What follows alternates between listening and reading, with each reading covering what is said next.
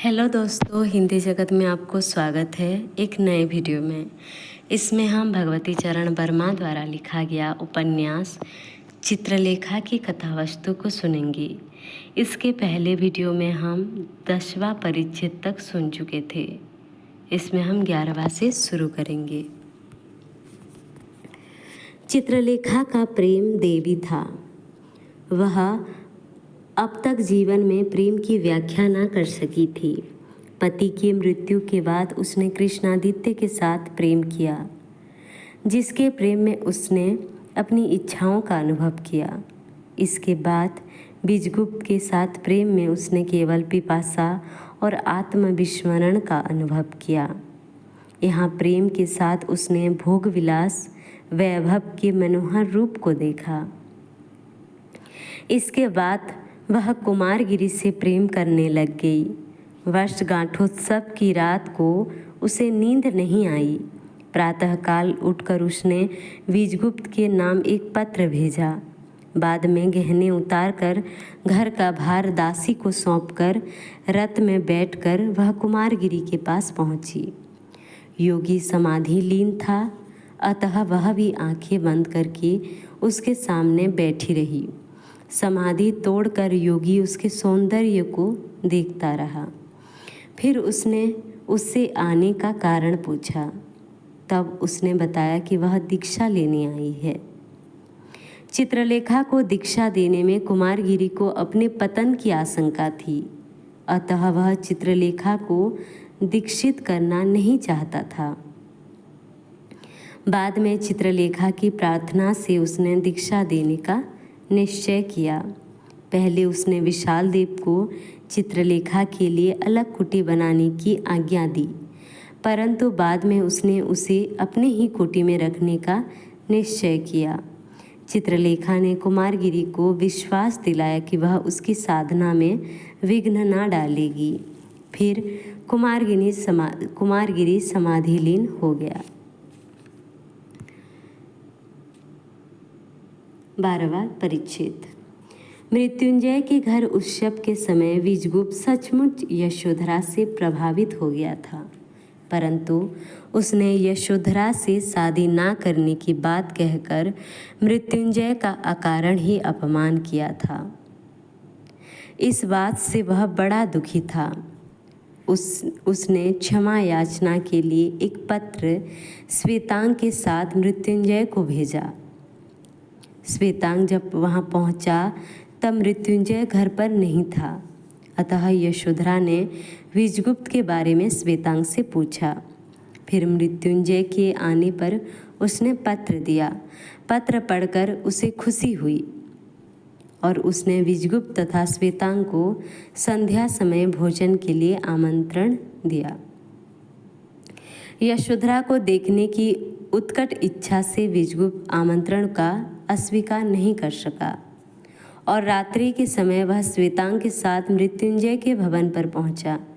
मृत्युंजय ने बीजगुप्त का स्वागत किया। फिर वे आराम भवन में बैठे। वहाँ से यशोधरा अधिक प्रभावित हुई। फिर वे भोजनागृह में गए। वहाँ एकाएक यशोधरा की आंखें श्वेतांग की आंखों से मिल गई।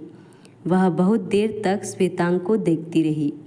फिर बीजगुप्त के व्यंग से उसने अपनी दृष्टि श्वेतांग पर से हटा ली और श्वेतांग ने भी लज्जित होकर अपनी आंखें नीचे कर ली। 13वां परिच्छेद। बीजगुप्त यशोधरा का आदर करता था। उसने हृदय में यशोधरा की मूर्ति जीवनहीन प्रेम के रूप में थी, अतः वह उसको अपने जीवन में नहीं लाना चाहता था। वह तो चित्रलेखा से ही प्रेम करता था। उसे छोड़ना उसके लिए बिल्कुल असंभव था। जब वह भवन पहुंचा तो चित्रलेखा का पत्र पाकर बेचैन हो गया। उसने चित्रलेखा के सब कुछ छोड़कर कुमारगिरी से दीक्षा लेने की बात के समाचार थे। उस रात बीजगुप्त को नींद नहीं आई। आधी रात बीतने पर वह पैदल चलकर ही कुमारगिरी के कुटी पर पहुंचा। कुमारगिरी समाधि में लीन था और चित्रलेखा दभासन पर सो रही थी।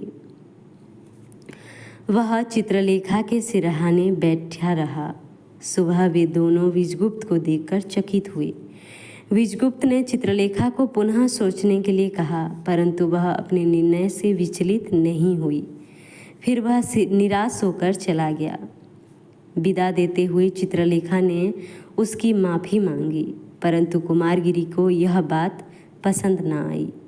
उसने यह माना कि चित्रलेखा अब भी विजगुप्त से प्रेम करती है, अतः उसने बताया कि उसके साथ रहकर वह विजगुप्त से प्रेम नहीं कर सकेगी। वह सब कुछ करने को तैयार थी, अतः कुमारगिरी ने उसको दीक्षा देने का निश्चय जाहिर किया। 14वां परिच्छेद। चित्रलेखा के चले जाने पर विजगुप्त का जीवन भार रूप हो गया था। वह यशोधरा से भी दूर रहना चाहता था, अतः उसने अपने मन को शांत करने के लिए काशी की यात्रा करने की बात श्वेतांग से कही। काशी जाने से पूर्व उसने मृत्युंजय से मिलने की आज्ञा मांगी। श्वेतांग मृत्युंजय के आराम भवन में पहुंचा और यशोधरा से मिला। उसने बताया कि चित्रलेखा ने विजगुप्त को छोड़कर कुमारगिरी से दीक्षा ली है और विजगुप्त अन्य स्त्री से प्रेम नहीं कर सकता था, अतः उसने काशी जाने का निश्चय किया है। फिर श्वेतांग ने बताया कि वह उससे प्रेम करता है, अर्थात कि श्वेतांग जो है वह यशोधरा से प्रेम करता है। इतने में मृत्युंजय के आने पर उसने काशी जाने की बात कही। यशोधरा ने भी विजगुप्त के साथ काशी जाने की इच्छा प्रकट की। मृत्युंजय ने श्वेतांग के द्वारा यह संदेश विजगुप्त को भेजा। विजगुप्त ने भी विवश होकर इस प्रस्ताव को स्वीकार किया और सभी लोग एक साथ काशी के लिए निकल पड़े। अंत तक बने रहने के लिए धन्यवाद। चैनल में नए हैं तो चैनल को सब्सक्राइब करें, लाइक करें, कमेंट करें, अपने दोस्तों के साथ शेयर करें। मिलते हैं अगले वीडियो में।